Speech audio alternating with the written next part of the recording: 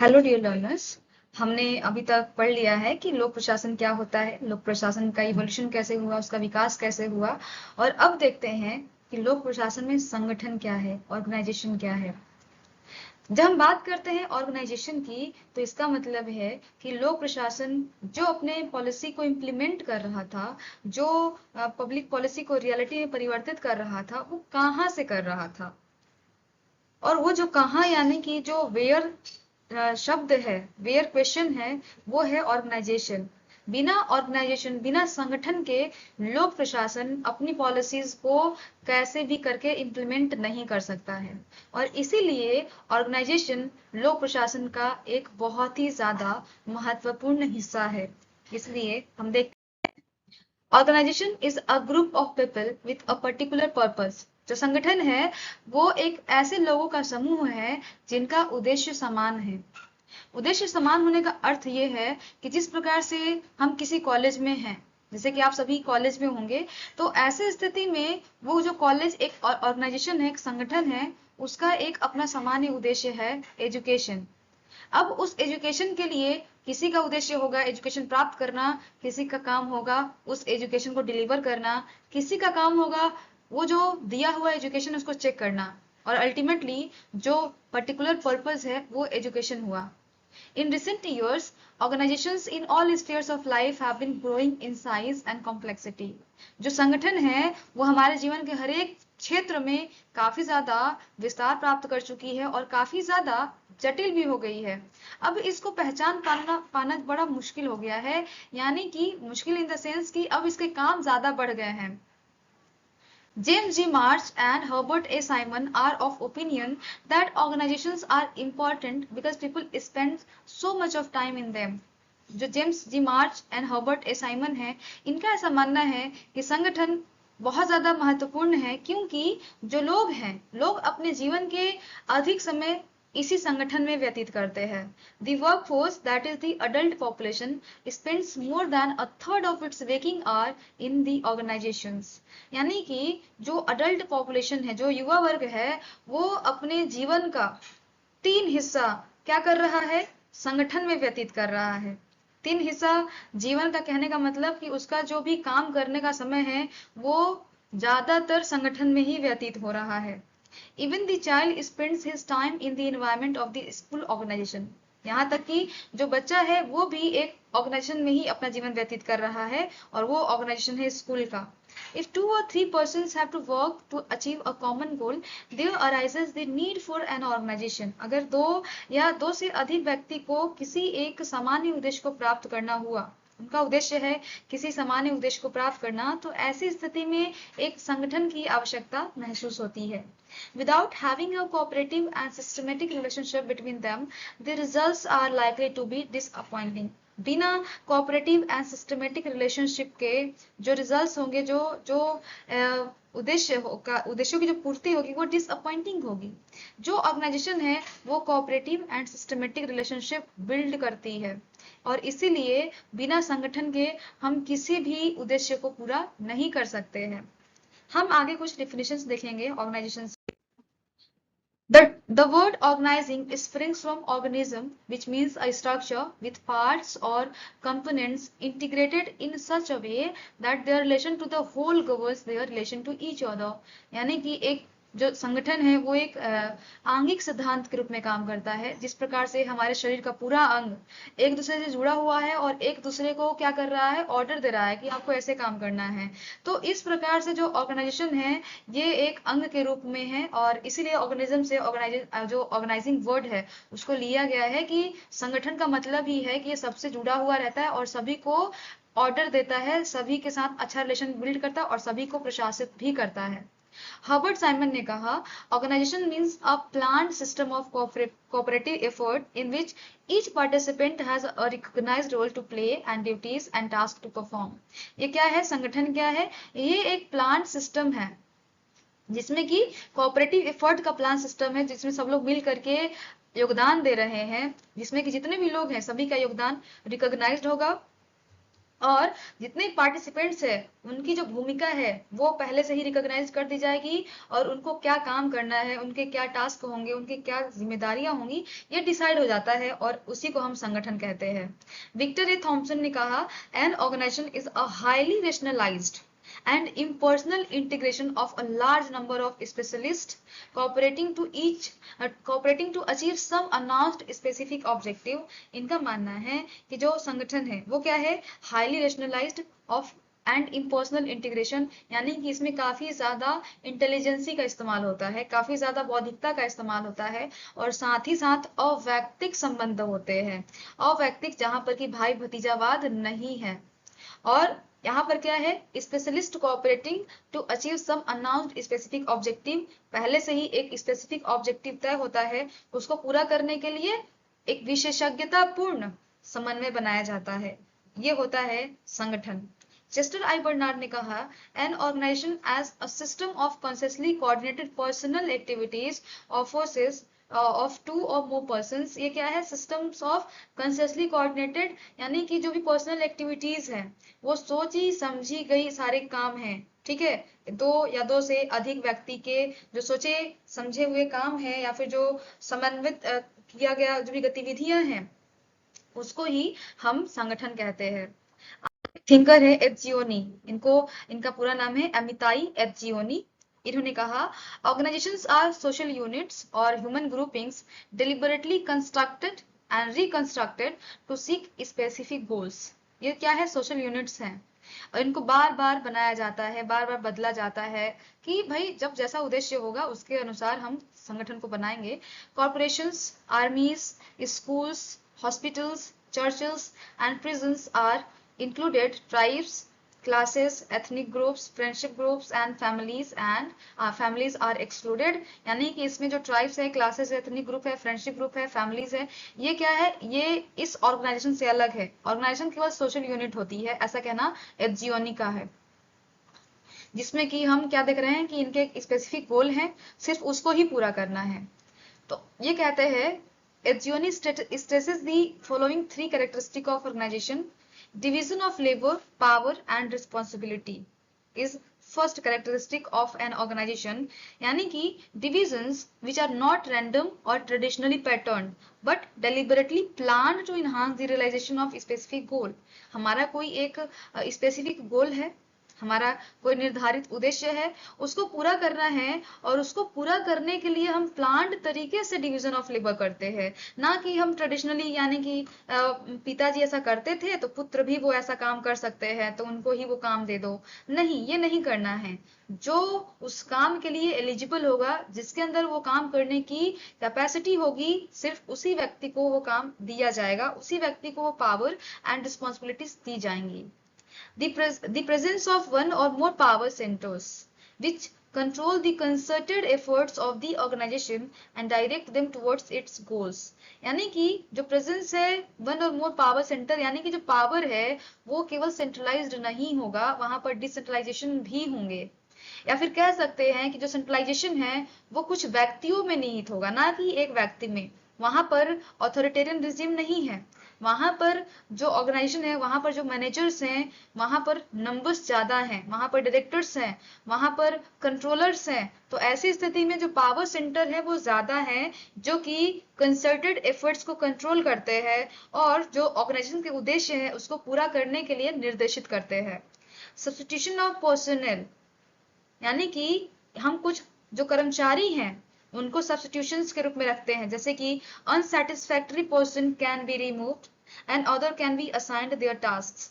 हम क्या करेंगे कि ये कुछ सब्स्टिट्यूशंस रखेंगे, जिससे कि अगर हमें सही नहीं लग रहा है, हमने जो उद्देश्य माना था वो पूरा नहीं हो पा रहा है, वो व्यक्ति मनमानी कर रहा है, वो असंतोषकारी है, असंतोषजनक है, व्यक्ति काम नहीं कर पा रहा है, उसको हटा करके हम तुरंत दूसरे व्यक्ति को उसके काम को असाइन कर देंगे।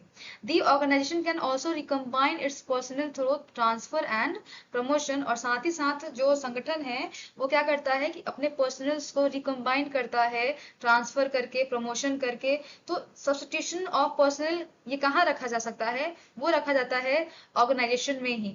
आप ये फैमिली में नहीं रखोगे कि ये काम नहीं कर पा रहे हैं तो इनको घर से निकाल दो, दूसरे व्यक्ति को इस काम के लिए रख लो, ऐसा हम किसी संगठन में ही कर सकते हैं कि अगर किसी व्यक्ति की कैपेसिटी खत्म हो गई है या वो काम नहीं कर पा रहा है, वो बुजुर्ग हो गया है या फिर उसके अंदर उसको कुछ बीमारी हो गई है, तो उसको हटा करके हम दूसरे व्यक्ति को वो काम असाइन कर देंगे। तो ये सारे काम जितने भी है, division of labour, the presence of one और मोर पावर सेंटर्स, ये सभी कुछ ऑर्गेनाइजेशंस की विशेषता है। हम देखते हैं कैरेक्टरिस्टिक ऑफ ऑर्गेनाइजेशन, इसकी जो विशेषताएं हैं ऑल ओवर वो क्या हैं। Organizations are purposeful complex human collectivities. ये पर्पसफुल है यानी कि इनका एक अपना उद्देश्य होता है। बिना पर्पस के कोई भी ऑर्गेनाइजेशन फॉर्म नहीं हो सकती है। कैरेक्टराइज्ड बाय सेकेंडरी और इम्पर्सनल रिलेशनशिप्स, ये सेकेंडरी जो संबंध है, जो द्वितीय संबंध है, उसके द्वारा इसको बताया जाता है। यानी कि उससे मालूम चलता है कि यहाँ पर एक अवैक्तिक संबंध जहां पर है वही संगठन है, वैक्तिक संबंध वहां परिवार है, भाई भतीजावाद यानी कि हमें जिससे प्रेम होगा हम उसको कुछ ज्यादा फायदा दे देंगे, उसको कुछ ज्यादा पैसे दे देंगे कि चलो भाई ठीक है, ये बच्चा है, इसको ज्यादा मिठाई दे दो। ये चीजें हम फैमिली में देख सकते हैं, लेकिन किसी संगठन में ये चीजें जब हम करने लगेंगे तो ऐसी स्थिति में वहां पे जो उद्देश्य था काम करने का या फिर जो उद्देश्य था कि हमें इतना प्रोडक्शन करना है, वो चीजें प्राप्त नहीं हो पाएंगी। इसलिए वहां पर अवैक्तिक संबंध होते हैं, जहां पर हमें किसी के साथ इमोशनली कनेक्शन नहीं होना चाहिए, बल्कि हमें काम को ज्यादा महत्व देना चाहिए। वो चीजें सिर्फ ऑर्गेनाइजेशन में देखने को मिल सकती है। स्पेशलाइज्ड एंड लिमिटेड गोल्स, एक विशेषित या फिर कह सकते हैं कि एक विशेष और सीमित उद्देश्य होते हैं। कोई भी जो संगठन है वो एक लिमिटेड गोल पे बनता है, और जो लिमिटेड गोल है वो विशेषज्ञता पूर्ण होनी चाहिए कि हाँ ये उद्देश्य पे अगर काम किया तो इसका जो प्रॉफिट है हमें तो मिलेगा ही, साथ ही साथ जो इन्वायरमेंट है उसको भी ज्यादा से ज्यादा प्रॉफिट मिले। इन्वायरमेंट मतलब जो हमारे स्टाफ्स हैं, हमारे कर्मचारी हैं और जिस समाज में हम रह रहे हैं उसको भी प्रॉफिट हो। तो इसीलिए वो स्पेशलाइज्ड एंड लिमिटेड गोल्स पे काम करते हैं। Characterized by sustained cooperative activity, हम इसमें देखते हैं कि जो भी ऑर्गेनाइजेशन है उसमें कोऑपरेटिव एक्टिविटीज होती हैं। सस्टेन यानी कि जो सतत चलती रहे, ऐसा नहीं कि आज तो हम सब कुछ साथ में सहयोग के साथ कर रहे हैं काम, लेकिन कल क्या हुआ, मन मुटाव हो गया, परसों हम एक दूसरे से दुश्मनी कर लिए और उसके बाद हमने किसी की हत्या कर दी, तो ऐसी स्थिति में संगठन टूट जाएगा। तो कोशिश ये की जाती है कि हर दिन समान प्रयास के साथ काम होता रहे। Integrated with in a larger social system, और ये जो भी ऑर्गेनाइजेशन है वो अपने लार्जर सोशल सिस्टम से जुड़ा होता है। यानी कि इसका जो महत्व है वो एक समाज में रहते हुए ही है। वो समाज से अगर हटा दिया जाएगा तो उसका महत्व खत्म हो जाएगा। लाइक अगर हम किसी स्कूल या फिर कॉलेज का एग्जाम्पल ले लें, तो ऐसी स्थिति में जो कॉलेज है, तो कॉलेज जब तक अपने समाज से नहीं जुड़ेगा तब तक वहां पर बच्चे नहीं आएंगे पढ़ने के लिए, वहां पर पेरेंट्स उनको भेजेंगे नहीं पढ़ने के लिए, फिर तो अल्टीमेट जो नुकसान है वो उस ऑर्गेनाइजेशन को होगा। इसलिए उसे अपने लार्जर सोशल सिस्टम के साथ जुड़ना पड़ता है। Provide services and products to their environment, और साथ ही साथ जो ऑर्गेनाइजेशन है वो क्या करें, सेवा और उत्पाद अपने जो भी पर्यावरण है, जिस भी सिस्टम में वो रह रहे हैं उसको प्रदान करते हैं, तभी वो एग्जिस्ट कर भी सकते हैं। जब वो प्रोडक्ट्स नहीं देंगे, जब वो सर्विसेज नहीं देंगे, तो उनकी डिमांड खत्म हो जाएगी सोसाइटी में। तो इस प्रकार से जो ऑर्गेनाइजेशन है वहां पर कोई काम ही नहीं करेगा। तो इसके लिए वो अपने इन्वायरमेंट को सर्विसेज एंड प्रोडक्ट्स भी प्रोवाइड कराते हैं और इसलिए ज्यादा महत्वपूर्ण होते हैं। Dependent upon exchanges with their environment, और साथ ही साथ एक्सचेंज भी होता रहता है। रॉ मटेरियल आ रहा है और हम प्रोडक्ट तैयार करके दे रहे हैं अपने इन्वायरमेंट को। लाइक हम जब कॉलेज का एग्जाम्पल ले रहे हैं तो रॉ मटेरियल हमारे पास स्टूडेंट्स है और हम उनको फ्यूचरिस्टिक अप्रोच के साथ पढ़ा रहे हैं और उनके भविष्य को संवार रहे हैं। तो ऐसी स्थिति में हम यहाँ पर एक्सचेंजेस देख रहे हैं कि जो संगठन है वहां पर एक्सचेंज होता है कि यहाँ पर कुछ चीजें आएंगी, वो फीस देंगे, वो पैसे देंगे, तो प्रॉफिट हमारा भी हो रहा है, हम उनको ज्ञान देंगे, हम उनको नॉलेज देंगे, हम उनको गाइडेंस देंगे, तो उनका भी फायदा हो रहा है। तो इस प्रकार से एक्सचेंजेस हर एक प्रकार के संगठन में देखने को मिलते हैं। Organization is not only a structure but also a set of complex human collectivities to achieve the purpose or a goal. ये केवल एक संरचना नहीं है, बल्कि ये क्या है, एक जटिल मानवीय सामूहिकरण है, या फिर कह सकते हैं कि जटिल मानवों का समूह है जो कि मिल करके किसी एक पर्पस या फिर जो उद्देश्य है, जो एम है, जो गोल है, उसको फुलफिल करते हैं, वो उसको पूरा करते हैं। संरचना तो है, लेकिन संरचना के साथ साथ ये क्या है, लोगों का जटिल समुदाय भी है जिसके द्वारा किसी उद्देश्य को पूरा किया जा रहा है। ठीक है, तो ये सारे संगठन के कैरेक्टरिस्टिक है, विशेषताएं हैं, और ये किसी भी एक संगठन में ये सारी विशेषताएं देखने को मिलती हैं। आई होप अगर आप यहाँ तक आ गए हैं तो काफी चीजें क्लियर हुई हैं, और आगे भी हम काफी चीजों को क्लियर करेंगे। सो हम आगे देखते हैं formal and informal organization. Formal and informal organization को हम औपचारिक तथा अनौपचारिक संगठन के रूप में मानते हैं। औपचारिक संगठन वो होता है जिसको नियमों और निर्देशों के अनुसार बनाया जाता है, जिसके सारे प्रिंसिपल्स ऑलरेडी लगे होते हैं। इनफॉर्मल ऑर्गेनाइजेशन अपने आप बन जाता है, अपने आप इसका निर्माण हो जाता है, या फिर इनफॉर्मल ऑर्गेनाइजेशंस को हम किसी एक पर्पस, किसी एक लिमिटेड पर्पस, या फिर कह सकते हैं कि किसी एक कम समय के उद्देश्य को पूरा करने के लिए हम खुद से भी इनफॉर्मल ऑर्गेनाइजेशन को बनाते हैं, जो कि उस काम के हो जाने के बाद उसको खत्म हो जाना होता है। तो हम देख रहे हैं कि फॉर्मल ऑर्गेनाइजेशन को हम बनाते हैं, और इनफॉर्मल ऑर्गेनाइजेशन अपने आप भी निर्मित हो जाती है। फॉर्मल ऑर्गेनाइजेशन कभी भी अपने आप निर्मित नहीं हो सकती। चेस्टर आई बर्नार्ड कहते हैं, formal organization is a system of consciously coordinated activities or forces of 2 or more persons, and such organization comes into the existence only when, ये कह रहे हैं कि ये जो ऑर्गेनाइजेशन है जिसमें कि जो लोग मिल करके क्या कर रहे हैं, अपने इच्छा के अनुसार काम कर रहे हैं, तो ये संगठन कब अस्तित्व में आती है, जब there are person able to communicate each other, जब लोग अपने एक दूसरे से बात करने में सक्षम हो पाते हैं, योग्य हो पाते हैं। ऐसा है कि जो कम्युनिकेशन है, कम्युनिकेशन बहुत ज्यादा इंपॉर्टेंट है, की फैक्टर है। बिना कम्युनिकेशन के किसी भी संगठन का निर्माण ही नहीं हो सकता है। अगर लोग मिल रहे हैं, अगर लोगों के समान उद्देश्य हैं, तो उस समान उद्देश्य के बारे में पहले बात करनी होगी।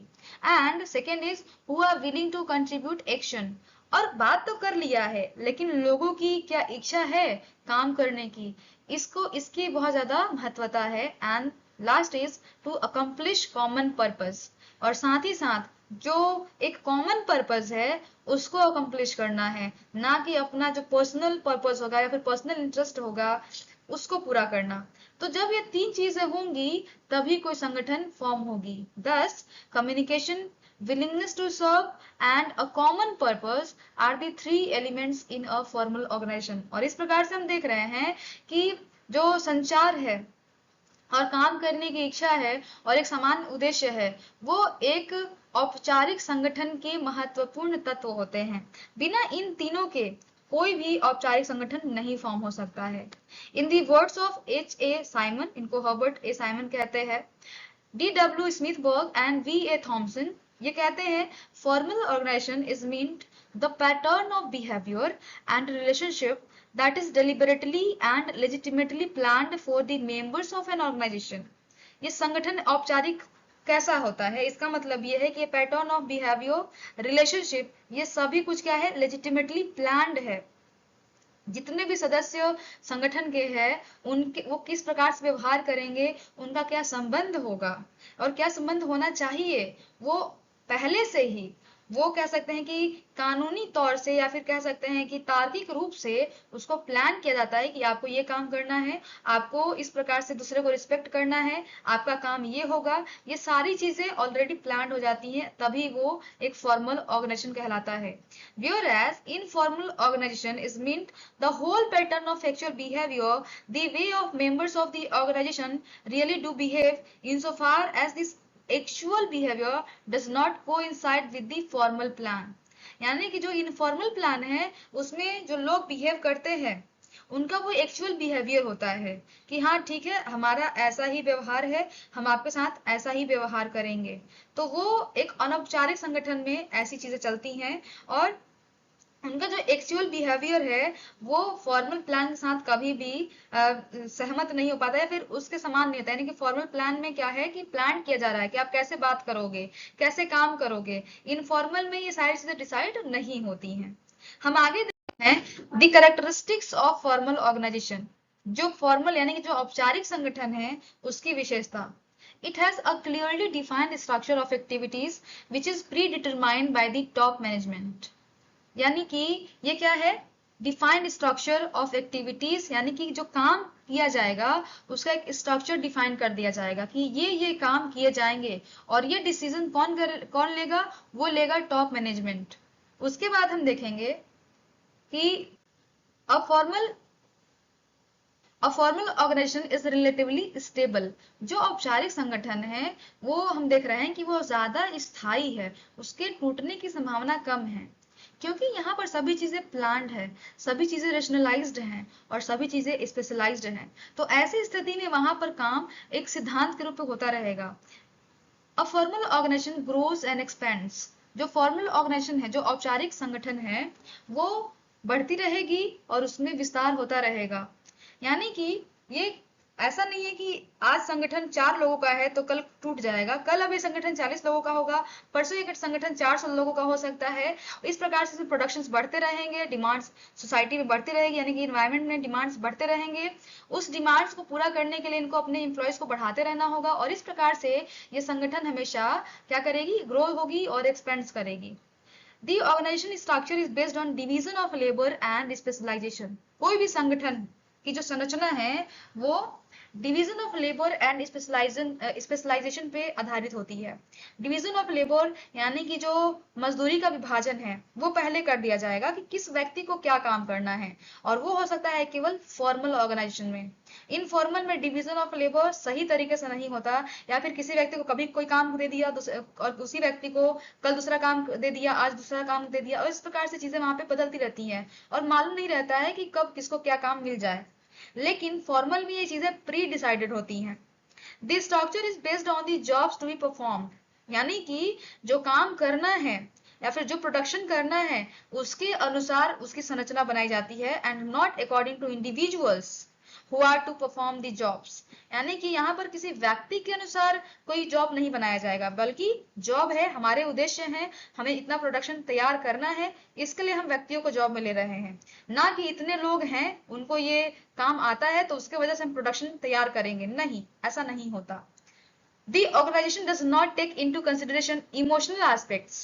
इट इज डिलिबरेटली इम्पर्सनल, यानी कि जो फॉर्मल ऑर्गेनाइजेशन है, जो औपचारिक संगठन है, वो बिल्कुल भी जो भावुकता की चीजें हैं या फिर जो भावनात्मक तथ्य है उसको बिल्कुल भी नहीं कंसिडर करती, क्योंकि ये क्या है, पूरी तरीके से अवैक्तिक है कि हमारा किसी व्यक्ति के साथ पर्सनल रिलेशन नहीं है, निजी संबंध नहीं है, बल्कि हम अवैक्तिक, हम किसी एक दूसरे को जानते नहीं है, और नहीं जानते हुए अगर मैनेजर अपने कर्मचारी के बारे में नहीं जानता, मीन्स कि वो किस बैकग्राउंड से आता है, उसकी क्या स्थिति है, इसको नहीं जानता है, ना ही उसके साथ कोई अपना जो रिश्ता है वो किस प्रकार का रिश्ता नहीं है, तो ऐसी स्थिति में वो सभी के साथ इक्वल डिसीजन ले पाएगा।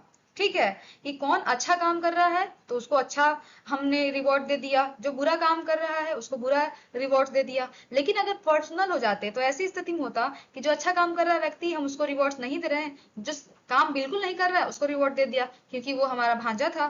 तो ऐसी चीजें फॉर्मल ऑर्गेनाइजेशन में बहुत कम देखने को मिलती है या फिर नहीं देखने को मिलती है। जब ऐसी चीजें नहीं होती हैं तभी वो ऑर्गेनाइजेशन फ्लरिश हो सकती है, ग्रो हो सकती है और एक्सपेंड कर सकती है।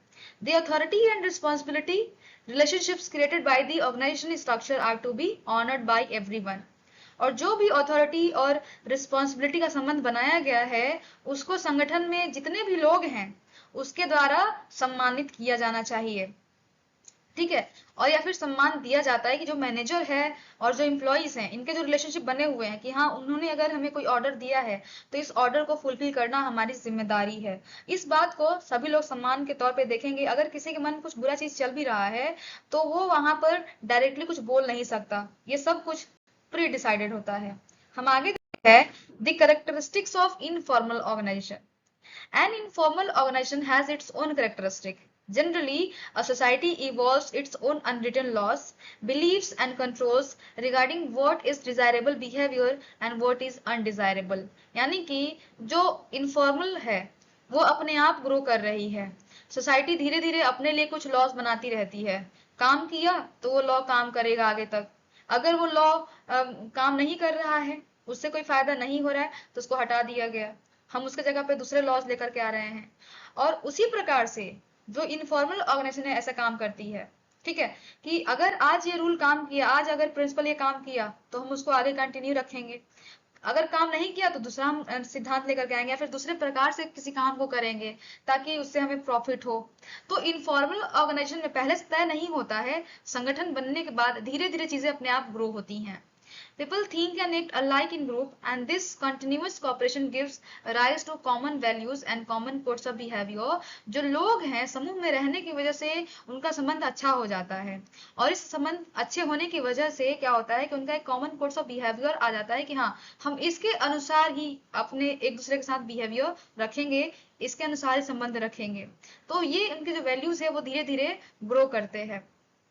It forces the members of the group to observe the common rules. It is a very effective organization to impose penalties on or punish those who violate these rules। ये rules बनते हैं और इस rules को observe करना भी आसान होता है, क्योंकि वो जो community है या फिर कोई संस्था है या फिर society है, वहां पे लोग एक दूसरे को जान रहे हैं। तो अगर कोई व्यक्ति उस जो भी वैल्यू का कोड बना हुआ है, कॉमन वैल्यू है, कॉमन कोड्स ऑफ बिहेवियर है, अगर उसका कोई वोलेशन कर रहा है तो ऐसी स्थिति में उसको पनिशमेंट देना भी आसान हो जाता है।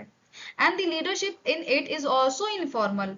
हो सकता है कि आज किसी के पास ज्यादा क्षमता है, ज्यादा बौद्धिकता है, तो उसको लीडरशिप दे दिया गया है कि हाँ ठीक है, तुम्हारे डिसीजंस माने जाएंगे। कल को हो सकता है कि दूसरा व्यक्ति ज्यादा तेज हो जाए, ज्यादा समझदार हो जाए, तो नेतृत्व उसको मिल जाएगा कि अच्छा ठीक है, आज तुम लीड कर लो। तो यहाँ पर इनफॉर्मल यानी कि निर्धारित नहीं है कि कौन व्यक्ति नेतृत्व करेगा। या फिर हो सकता है कि 10 लोगों का ग्रुप है, उसमें से 4 लोगों ने अच्छी बातें बोली तो हम उनकी बातें मान लेंगे। तो इस प्रकार से जो नेतृत्व है वो निर्धारित नहीं है। There is stratification also within an informal organization which is based on several factors।